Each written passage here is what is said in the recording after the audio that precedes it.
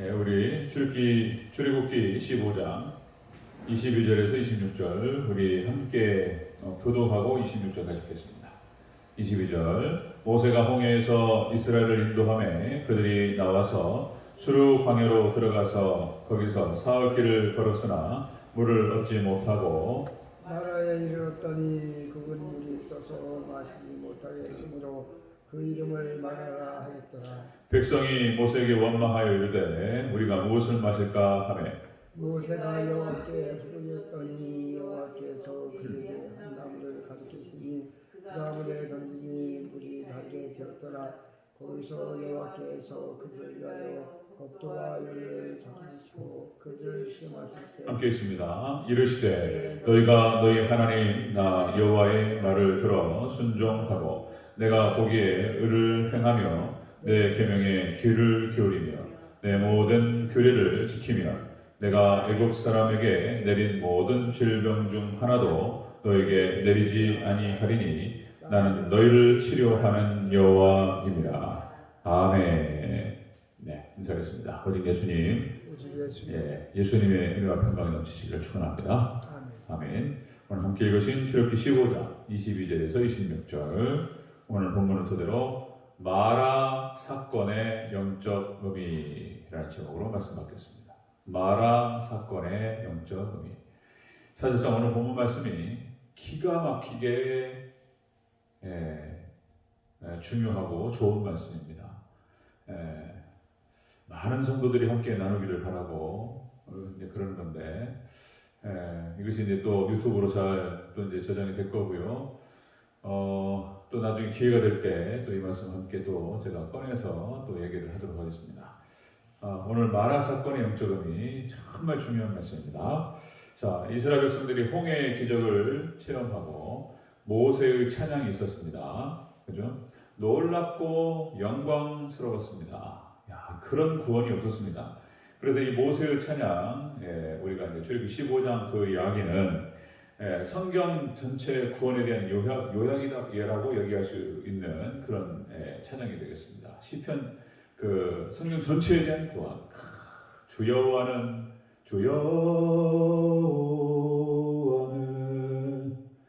나의 힘이시며 그 찬양 있죠?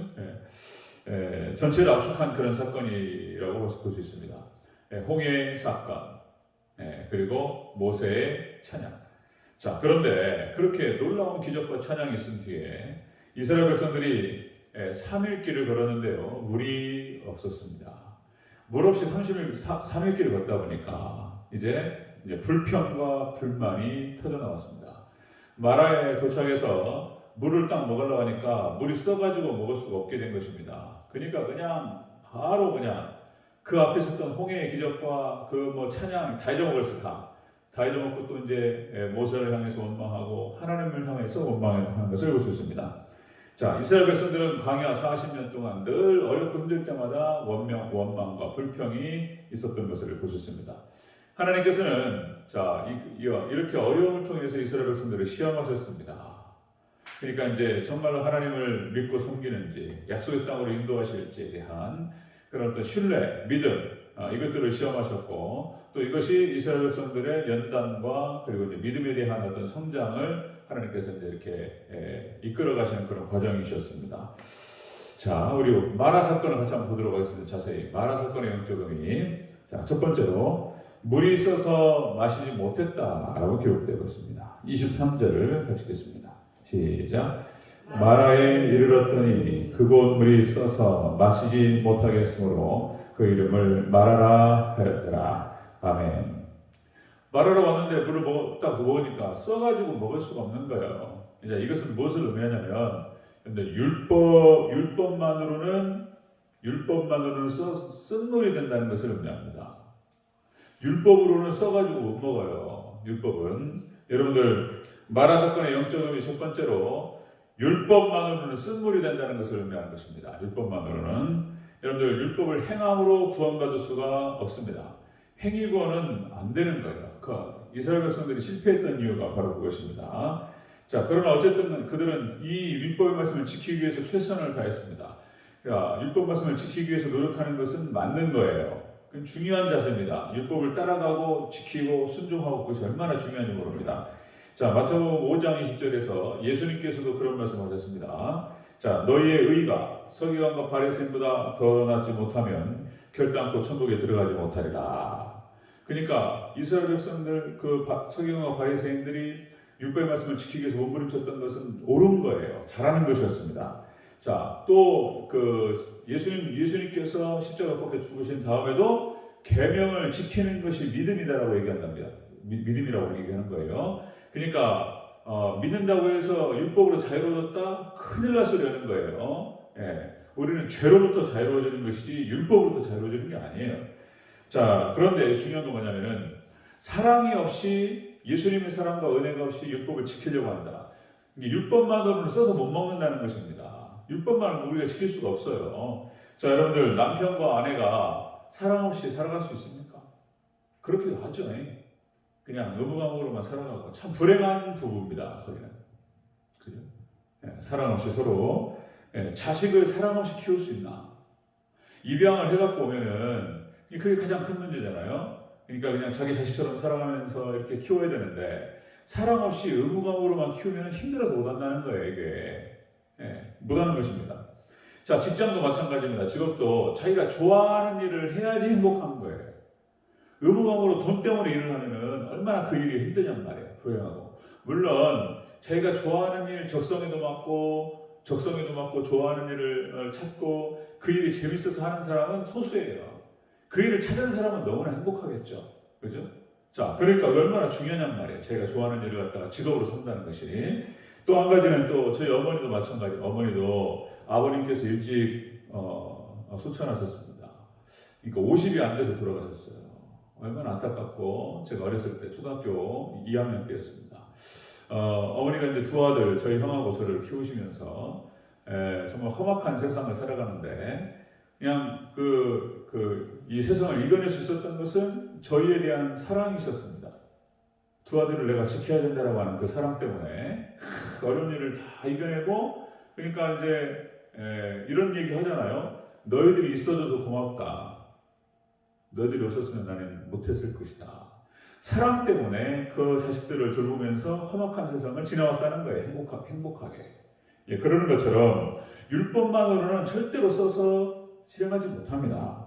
자, 은혜와 사랑이 있을 때에 그 율법의 말씀을 행할 수 있다라고 하는 것입니다. 자, 마라 사건의 영적 의미 첫 번째로는 자, 물이 써서 마시지 못했다라고 하는 것은 율법만으로는 써서 못 먹는다는 것입니다. 자, 두 번째 보겠습니다. 마라 사건의 영적 의미 두 번째로 한 나무를 던지니 단물이 되었다. 이렇게 표현합니다. 25절을 같이 읽겠습니다. 시작. 모세가 여호와께 부르짖었더니 여호와께서 그에게 한 나무를 가리키시니 그가 물에 던지니 물이 달게 되었더라. 거기서 여호와께서 그들을 위하여 법도와 율례를 전하시고 그들을 시험하실세. 아멘. 한 나무를 던지니까 단물이 되었다. 마라의 쓴물이 써서 못 먹는데 한 나뭇가지를 뜯어가지고 던졌더니 세상에 여기 단물이 되었다. 이 나무는 뭘 상징할까요? 예수님. 중요한 겁니다. 이게 예수님 상징하는 거예요. 쓴물이 율법이 쓴물인데 예수님이 거기에 딱 담기니까 단물이 되었다는 거예요. 그러니까 예수님의 복음에 의해서 율법이 달게 될 줄 믿습니다. 달게 돼요. 이게 참 그렇다는 거예요. 율법의 10계명이 의무적으로 지킬 때에는 막 지키기 싫고 힘든 거예요. 그런데 이제 신약에 와서 예수님의 십자가 보혈의 능력과 그 은혜로 말미암아서 그 10계명이 똑같은 건데 사랑의 계명으로 바뀐다라고 하는 것입니다. 하나님을 더 사랑하고 이웃을 더 사랑해서 그 사랑의 마음으로 그것을 지킬 수 있게 된다는 것입니다. 사랑의 마음으로. 자, 여러분들 마태복음 11장 28절 30절 제가 수요일에 같이 한번 나눴던 것 같은데요. 수고하고 무거운 짐자들아 다 내게로 오라. 내가 너희를 쉬게 하리라. 수고하고 무거운 짐이라고 하는 것은 죄를 말하는 거예요. 그리고 율법을 말하는 거예요. 율법을 지킴으로 행위구원을 하려고 하는 그런 몸부림이 얼마나 무겁냐는 말이에요. 행함으로. 율법만으로는 써서 못 먹는 건데. 그러니까 자, 마태복음 11장 28절 예수님께서 이렇게 말씀하시는 거예요. 수고하고 무거운 자들아 다 내게로 오라. 내가 너희를 쉬게 하리라. 이런 말씀을 하시면서 이 행위 구원에서 벗어날 수 있는, 해방될 수 있는 비결이 뭐냐면, 자, 예수님 하시는 말씀이에요. 내게로 오라. 예수님을 영접하라. 이런 말씀하십니다. 두 번째, 그 다음에, 자, 행위 구원에서 해방되는 비결. 두 번째는, 나의 멍에를 메라. 내 짐은 쉽고 가벼움이라. 예수님의 멍에를 맨다라고 하는 것은 예수님의 그 사랑의 계명을 맨다는 거예요. 계명입니다. 십계명을 말하는 거예요. 그 다음에 내게 와서 배워라.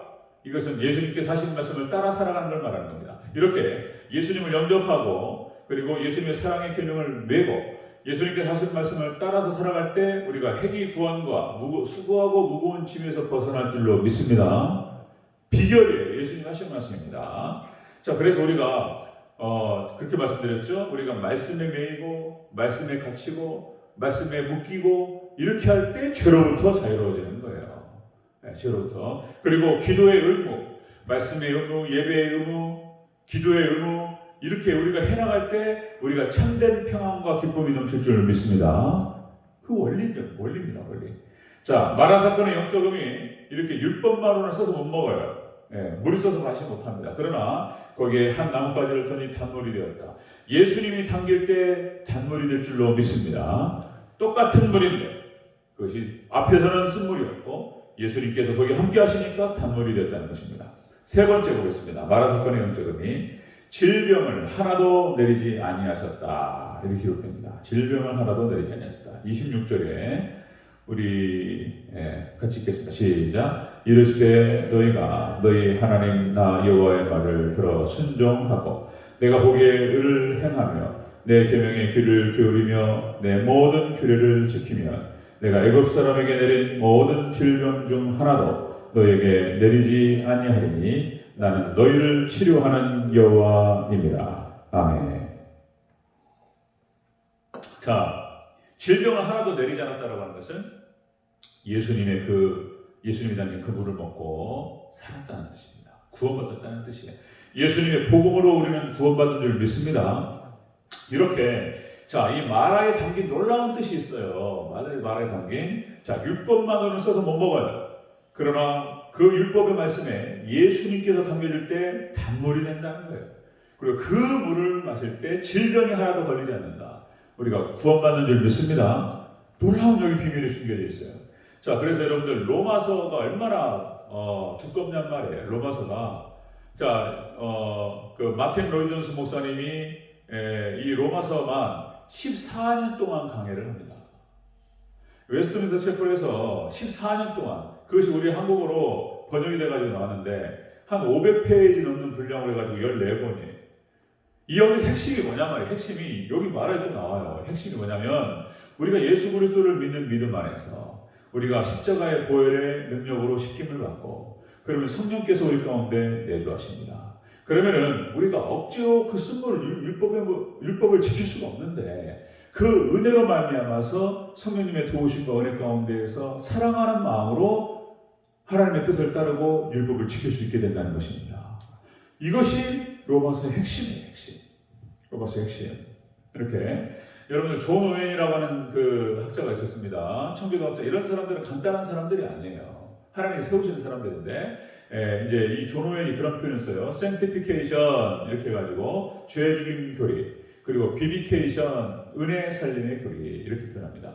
우리 안에 있는 모든 죄들을 죽여나갈 때 무엇으로 죽이냐면 은혜로 죽이는 거예요. 우리의 의지와 우리가 잘못된 습관이라든 죄악된 것들을 갖다 우리 의지로만 하는 게 아니고 은혜가 우리 가운데 들어오면은 은혜가 그 죄를 죽인다는 거예요. 그래서 은혜의 방편이 세 개인 거예요. 세 가지. 첫 번째가 말씀, 기도, 성례입니다. 이 세 가지 은혜 방편이에요. 이 성례는 예배라고 말할 수 있는 거예요. 그렇게 해서 우리가 말씀을 많이 읽고 말씀을 깨닫고 그리고 우리가 기도 많이 하고 그리고 예배를 통해 하나님께 나아갈 때 은혜가 우리 가운데 충만해서 우리가 죄가 현격하게 죽을 줄 믿습니다. 이게 원리적인 것입니다. 원리적인 것. 이것은 단회적인 것이기도 하고 연속적인 것이기도 해요. 그러니까 하나님의 예수님의 은혜로 말미암아서 우리가 죄에서 해방되고 거룩해집니다. 그리고 우리는 이렇게 매일같이 우리가 시간을 내어서 좀 더 많이 하나님께 기도하고 말씀을 많이 읽고 그리고 예배로 하나님께 나아갈 때 은혜가 충만하고 그 은혜가 우리의 죄를 죽이고 거룩한 백성들로 우리를 만들어갈 줄로 믿습니다. 성화의 비결인 거예요. 이게 성화의 비결입니다. sanctification, vivification 이 개념이. 자, 그래서 여러분들 죄로부터 구원받는 과정은 그것입니다. 죄로부터 구원받는 과정은 이렇게 죄로부터 구원받고 의롭게 살 수 있는 비결, 이것은 바로 오직 예수님 신앙, 예배입니다. 예배. 그리고 말씀, 기도. 이 세 가지로 우리가 거룩하게 될 줄 믿습니다. 이 마라의 쓴물, 이 사건에 놀라운 비밀이 숨겨져 있는 거예요. 이런 것들을 같이 나누고 막 한번 같이 기뻐하고 그랬으면 얼마나 좋을까 싶은데 안타까워 진짜. 마라의 영적인 의미, 마라 사건의 영적 의미, 율법만으로는 써서 못 먹습니다. 그러나 예수님께서 담겨 있는 그 말씀은 단물이 됩니다. 그리고 금을 먹고 우리가 구원받을 줄로 믿습니다. 여러분들 오직 예수님만 바라보고 저는 또 모든 말씀에 예수님을 선포하기 위해서 노력해야 돼요. 그렇게 말씀을 먹고 놀랍게 구원받고 살아나는 우리 대전제일교회 우리 성도들 되시기를 주의 이름으로 축원합니다. 아멘. 기도하겠습니다.